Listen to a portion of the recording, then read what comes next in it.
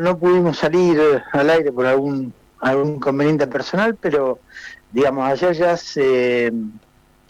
visualizaba este dato de lo que podía pasar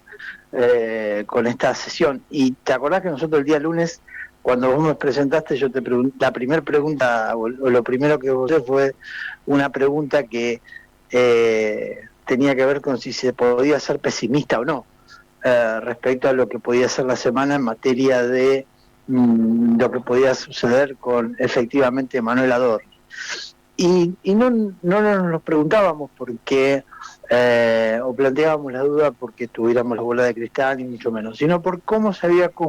había armado el esquema de la semana pasada, donde efectivamente se había prorrogado toda una semana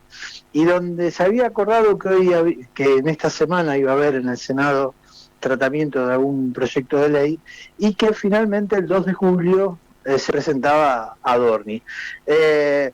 Yo, digamos, cuando uno hace determinado tipo de negocios privados, muchas veces el problema es quién cede primero, ¿no? Desde el punto de vista de la confianza. Y acá los sectores opositores me parece que pecaron de cierta inocencia, porque efectivamente bajo una serie de promesas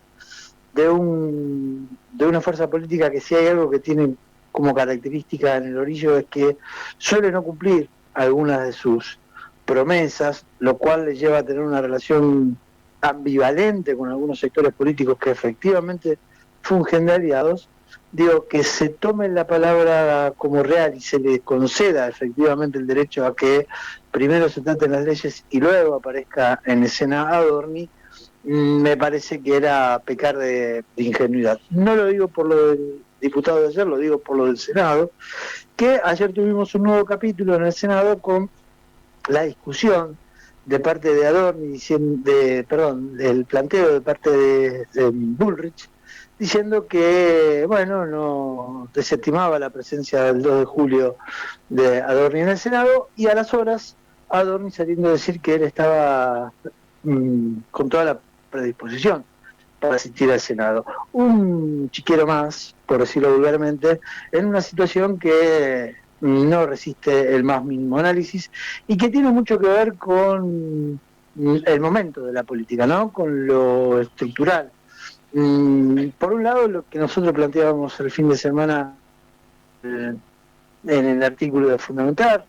tenía que ver con el hecho de cómo los dos poderes restantes eran funcionales a la estrategia del gobierno. Siguen apareciendo situaciones que tienen más que ver con el entretenimiento mediático respecto de la situación de Adorni, ahora con el pago adelantado de un año de alquiler en una casa en un country para la madre de Adorni durante el proceso ya instalado de Adorni sospechado severamente de enriquecimiento ilícito. Bueno, eso otra vez la comidilla de la situación, pero no se define lo de fondo. Y no se define lo de fondo porque hay una connivencia muy marcada en algunos espacios que tiene que ver,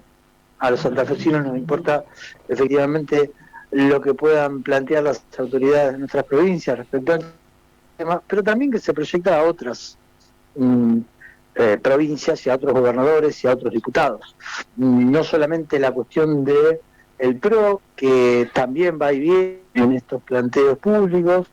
en el caso de algunos radicales con peluca, sino también en algunos peronistas, como el caso del gobernador Tucumán Jaldo, que efectivamente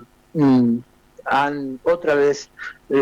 otorgado un manto de piedad, una ayuda al gobierno libertario. Y por no dejar de lado al propio Sanz, que a muchos le ponen como un referente peronista, pero que en lo personal, a partir de su salida en su momento hacia el Frente Renovador, uno lo puede ubicar efectivamente en otro espacio. Cobra mucho significado, a partir de lo de ayer de Scalia, efectivamente lo que se conoció la semana pasada con este famoso decreto 474, que le asignaba una ayuda de 400.000 millones de pesos, ayuda fiscal, ese es el término, a la provincia de Santa Fe de parte del Estado Nacional en un formato de crédito, que rápidamente en su momento Olivares, el ministro de Economía de la provincia, salió a decir que la provincia no necesita que nos hacíamos nosotros el fin de semana y que la volvemos a replantear, es porque sigue teniendo mucho sentido todo lo que ha sucedido en las últimas horas, es para qué Santa Fe es beneficiada por una ayuda fiscal cuando efectivamente no la ha pedido. De alguna manera las cosas han tomado un color que confirma también no decir demasiado de parte del propio gobernador, de andar a los abrazos con el propio Javier Milei en el acto del Día de la Bandera, persiguiéndolo según parezca la imagen de un niño que corre atrás de un afecto, para cuando el presidente de la Nación se iba rápidamente de la ciudad de Rosario el día sábado, luego de su discurso por, insisto, el acto del Día de la Bandera. Te diría, Julián, que de alguna manera no hay ninguna novedad en sí misma, más allá de lo doloroso de la situación o de lo indignante que pueden ser algunas cuestiones, sobre todo cuando se han construido carreras políticas desde algunos lugares, ¿no? Vos hablabas de el caso de Gisela Scaglia, que ya de por sí tenía algunos severos límites, hablar de ciertos comportamientos de eticidad, cuando el jefe político había sido Mauricio Macri, un hombre que 30 años después todavía no tiene resuelta su situación de lo que fue el caso del Correo, por poner al de lo histórico y no venimos más acá en el tiempo de lo que ha sido su gestión. Y sin embargo, esa lavada de cara que presentar Gisela Scaglia, bueno, rápidamente desde su rol de diputada, recordemos que diputada hace exactamente algo así como 8 meses, termina en un lugar, 7 meses, perdón, en un lugar de una desubicación política de proporciones, porque decir públicamente una cosa un día y luego jugar estrategias dilatorias me parece que tiene mucho de una situación de no cumplimiento con aquello que se dice efectivamente con una verdad que parece irrefutable y que después con el correr de los días y de las horas termina todo absolutamente relativizado. Lo decimos esto porque lo que sucedió ayer de no poner el cuerpo en una sesión tiene como argumento justificativo de parte de aquellos que se negaron a poner el cuerpo de que la semana que viene eso va a ser tratado en comisiones. Yo les quiero recordar que esas comisiones están manejadas efectivamente por nadie puede pensar en su sano juicio de que Adorni va a ser efectivamente presentado ante el Congreso de la Nación o que esa moción de censura pueda efectivamente avanzar como establece la propia Constitución Nacional. Muy bien, Miguel. La gran pregunta es el costo político, ¿no? Si después eso, creo que esto mismo te consultaba en su momento con la cuestión del debate del aborto. Después cuando volvés a tu provincia, después cuando volvés a hacer política, ¿hay algún costo político? ¿Cómo también se va analizando desde la ciencia política todos estos comportamientos ambivalentes? Mira, desde los manuales, uno podría decir, desde los manuales a veces no escritos del análisis político, más que de la ciencia política, uno podría decir que esto efectivamente tiene un costo político, debería tener un costo político, pero no lo digo casualmente en potencial, porque en realidad muchas veces lo que hacemos es proyectar, y ahí es donde me parece que el análisis político en este tiempo en la Argentina viene bastante torcido en cuanto a algunas certezas o algunas seguridades, digo, es proyectar una especie de sentido común de lo que está bien y de lo que está mal, de lo que se supone o se da por sentado que está bien y está mal, y proyectarlo a las consecuencias políticas de eso. Yo creo que hay un elemento muy potente en la política argentina de hoy que tiene que ver con, y que sigue siendo el gran elemento de clivaje de la política argentina, que es la diada peronismo-antiperonismo. Algunos se rajan la vestidura, dicen que esto es una antigüedad, que esto ya no tiene la forma de ser, pero yo te digo que sigue estando absolutamente vigente, porque de hecho, si te fijas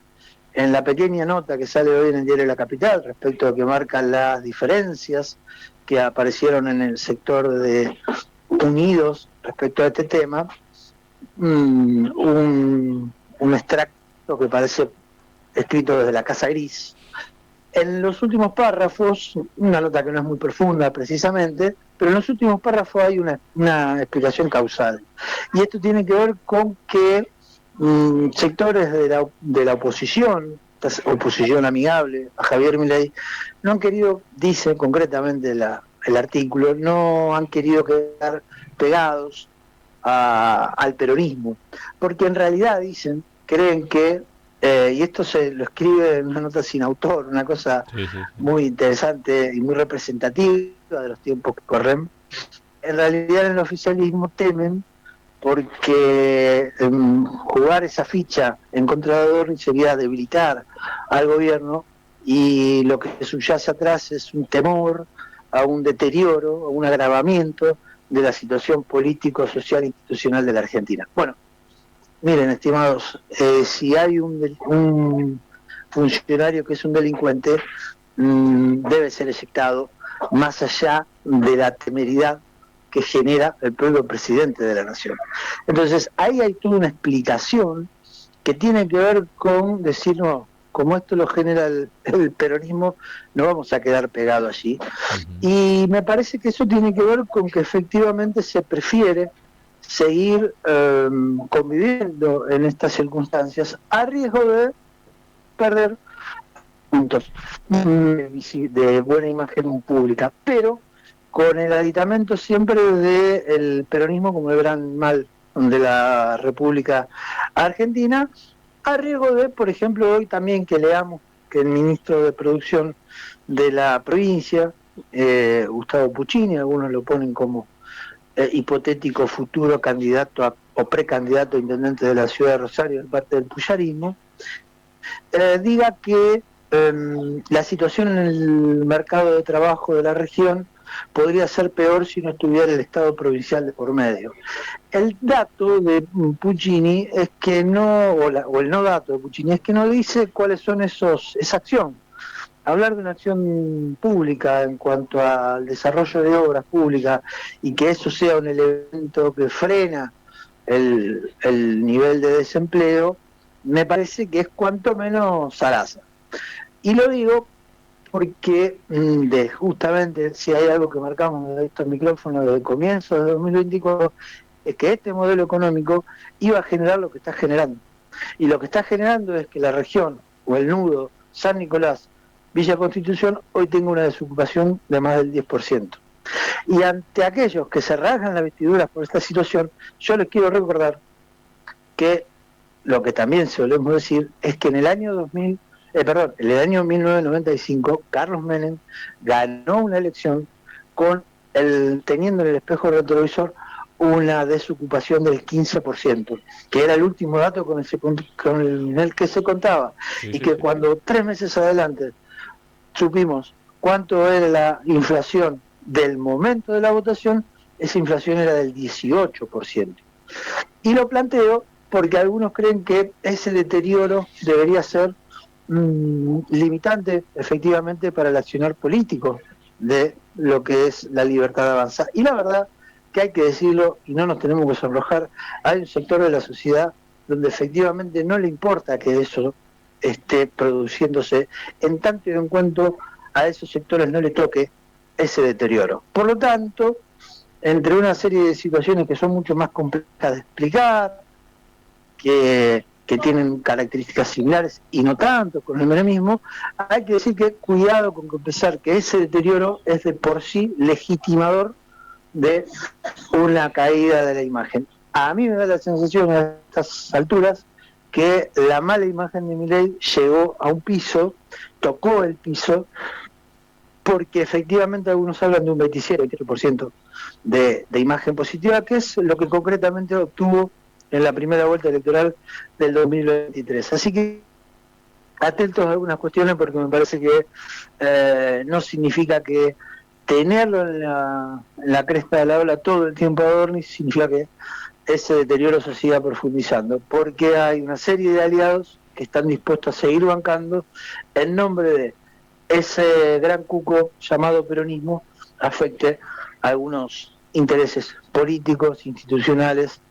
y te diría de algunos sectores que lo ven como el gran enemigo a derrotar en esta etapa histórica de la Argentina. Miguel, muy amable, muchísimas gracias por estos minutos, será hasta mañana. Hasta mañana, perdón por lo largo de la columna, No, pero por favor. lo de ayer ya me había dejado sin